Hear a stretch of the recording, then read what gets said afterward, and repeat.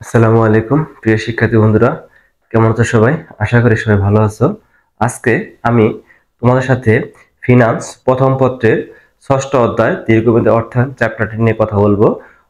Already আমার এই chapter নিয়ে দুটি ভিডিও আপলোড করা হয়েছে। যদি তোমরা এই ম্যাথগুলো ভালোভাবে বুঝতে চাও তাহলে তোমাকে কি করতে হবে, আগের ভিডিও দুটো দেখতে হবে এবং আজকের এই ভিডিওটি তুমি A to Z যদি দেখো তাহলে ইনশাআল্লাহ আমি তোমাকে কথা দিচ্ছি তোমার এই চ্যাপ্টারটা সমস্যা হবে না এবং তুমি প্রত্যেকটা ম্যাথ ইজিলি পারবা। এবং এই চ্যাপ্টারটা খুবই সহজ। যারা এইচএসসি 2026 ব্যাচ তাদের জন্য এই চ্যাপ্টার থেকে দুটি ম্যাথ আসবে এবং এইচএসসি যারা 26 ব্যাচ তাদের জন্য এই চ্যাপ্টার থেকে একটি ম্যাথ অবশ্যই অবশ্যই থাকবে।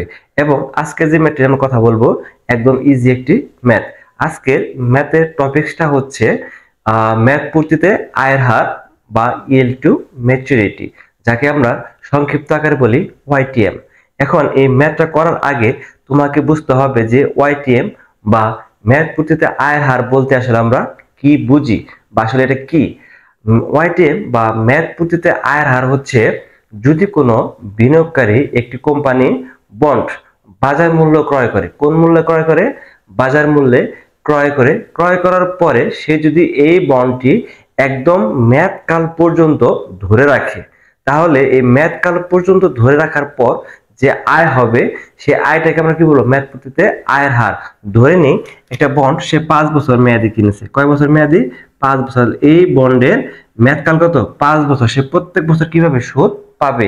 এই সমগ্র সুদকে আমরা একটা আয়ের হারে বের করবো, সেটাকে বলা হয় কি? ওয়াইটিএম বা মেয়াদ পদ্ধতিতে আয়ের হার। তার মানে একটা বন্ড বাজার মূল্যে ক্রয় করার পরে একদম মেয়াদকাল পর্যন্ত যদি ধরে রাখা যায় তাকে আমরা কি বলবো?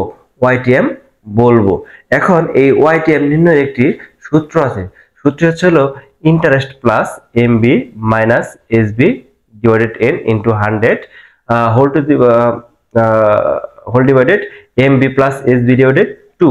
এখন কথা হচ্ছে আমরা ইন্টারেস্ট বলতে কি বুঝি, এমবি বলতে কি বুঝি, এসবি কি বলতে কি বুঝি। যদি আমরা এই বিষয়গুলো ভালোভাবে বুঝতে পারি তাহলে অঙ্কটা আমাদের জন্য ইজি হয়ে যাবে। এখন ইন্টারেস্ট বলতে বোঝাচ্ছে যে বন্ডটি ক্রয় করা হবে সে বন্ডের উপরে যে সুদ পাওয়া যায় সেটাকে বলে ইন্টারেস্ট। এখন ইন্টারেস্ট বের করার একটা সিস্টেম আছে, সেটা হচ্ছে যে ইন্টারেস্ট ইকুয়াল টু লিখিত মূল্য ইনটু সুদের হার। এখন এই লিখিত মূল্য বলতে আসলে কি বুঝি, কথাগুলো আমি ভিডিও 1-এ বা প্রথম ক্লাসে আমি বলেছি, তারপর আজকে আমি বলে দেই। লিখিত মূল্য বলতে বুঝি যে বন্ডের গায়ে যে লিখিত মূল্যটা থাকে বা যে মূল্য লেখা থাকে সেটাকে কি বলা হয়? লিখিত মূল্য। এই লিখিত মূল্যটাকে আবার অভিহিত মূল্য নামে কি করা হয়? প্রকাশ করা হয়। তার মানে যা লিখিত মূল্য তাই আমার জন্য কি? অভিহিত মূল্য। আচ্ছা, এখন নেক্সট কথা হচ্ছে এমবি। এমবি মানে কি? Maturity value. তার মানে এই মেয়াদ পর্যন্ত এই বন্ডের মূল্য কত সেটা আমরা কি বলবো? Maturity value. ধরো আমি যদি কারো কাছ থেকে 1000 টাকা ঋণ নিই 5 বছরের জন্য, কত জন্য? 5 বছরের জন্য যদি আমি 1000 টাকা ঋণ নেই, আমি 5 বছর পরে কি করব? 1000 টাকা কি পরিশোধ করব। তারপরে মেয়াদ শেষে আমি যেটা পরিশোধ করতেছি বা যে বন্ডের যে মূল্য হয় সেটাকে আমরা বলি কি? Maturity value. আচ্ছা, এখন আছে কি এসবি। এসবি মানে হচ্ছে তোমার সেলস ভ্যালু, মানে কি? বাজার মূল্য। তার মানে এই বন্ডটা বর্তমানে বাজারে কত টাকা মূল্য আছে, যে টাকা মূল্য আছে সেটাকে আমরা কি বলবো? এসবি বা বাজার মূল্য।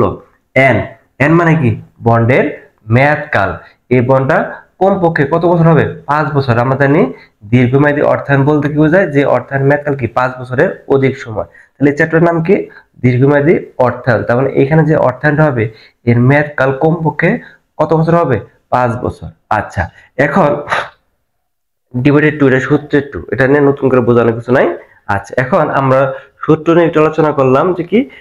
YTM equal to interest plus কি? MB minus SB divided N whole divided MB plus SB divided 2 into 100। এখন ইন্টু 100 মানে আমরা এটা আমরা কেন এখানে দিয়েছি? এখানে বলেছে কি যে আয়ের হার, যেখানে হার কথাটা থাকবে কি থাকবে?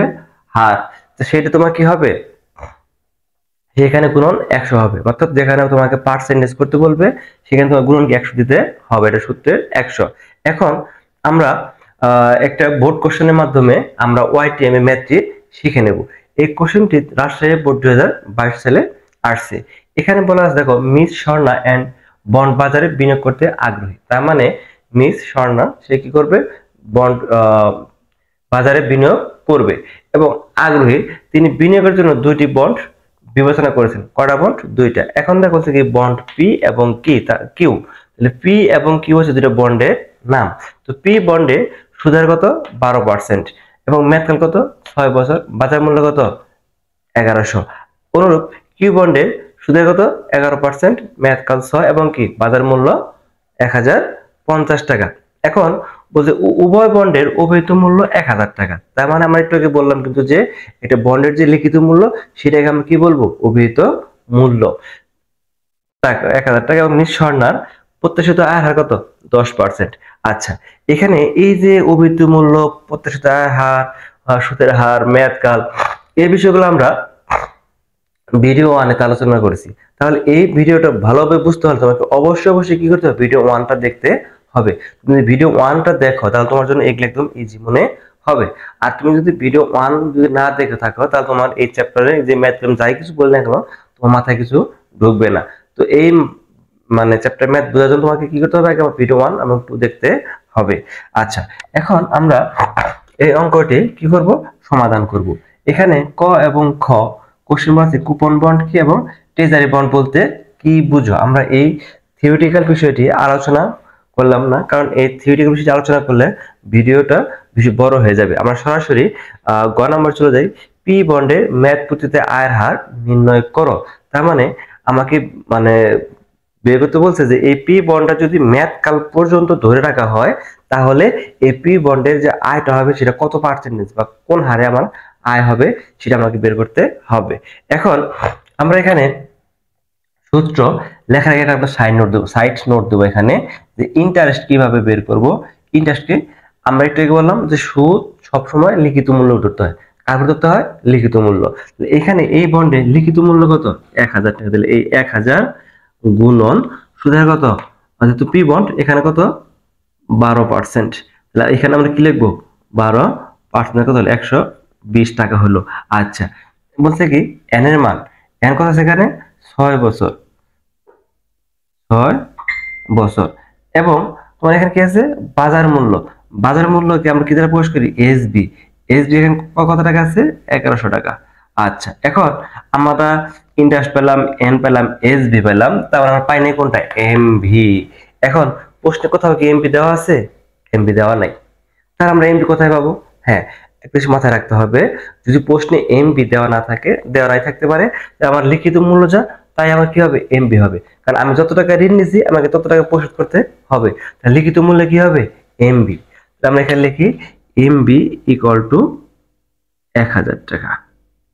আচ্ছা, এখন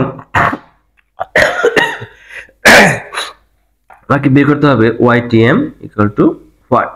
আমরা এই যে মানগুলো পেয়েছি সেই মানগুলো একটা করে এখানে বসাই দেবো। তাহলে এখন দেখো এখানে আমরা লিখি ইন্টারেস্ট কত আছে? 120 প্লাস এমবি কত আছে এখানে? এমবি আছে হলো 1000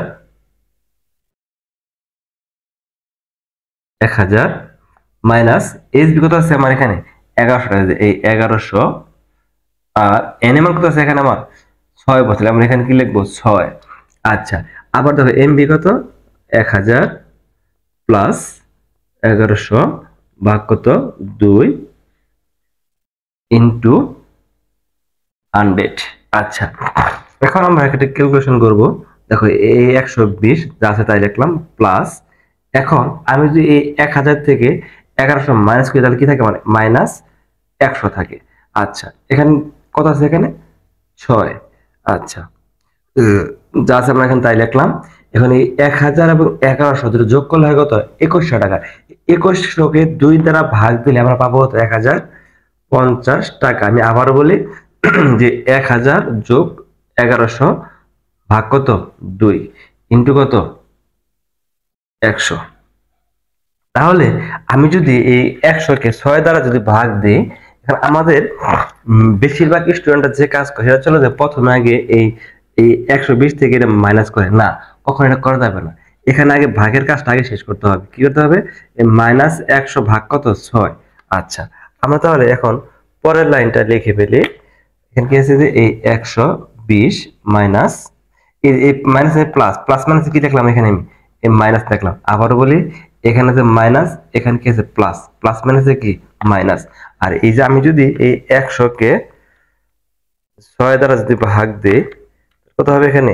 16.67 টাকা।